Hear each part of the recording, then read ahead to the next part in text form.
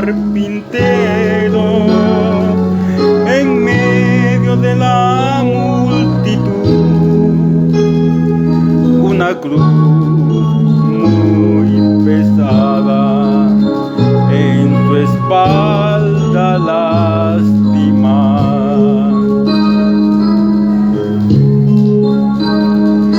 Directo va él hacia el monte que le llaman la calavera, con sus pies polvorientos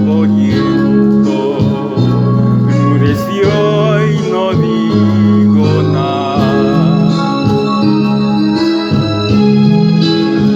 Con un beso lo ha entregado, fue aumentado Iscariote, y con palo lo golpearon y ni una queja de él salió. Sí, Señor, gloria a Dios.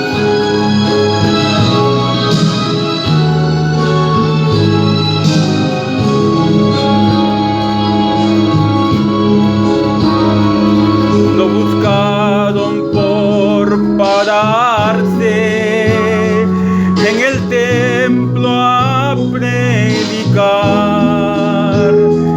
del amor y la justicia, la paz y la hermandad.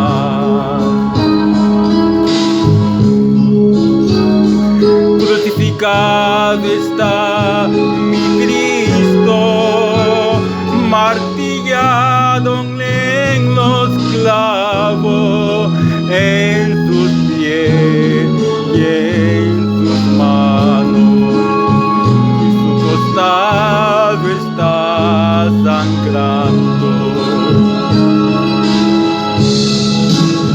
Está vivo, no está muerto, con su sangre Él me ha salvado, y la piedra de su tumba está movida y Él no está.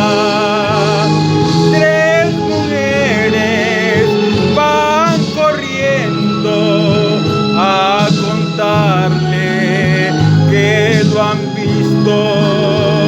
Cristo vive para siempre y muy pronto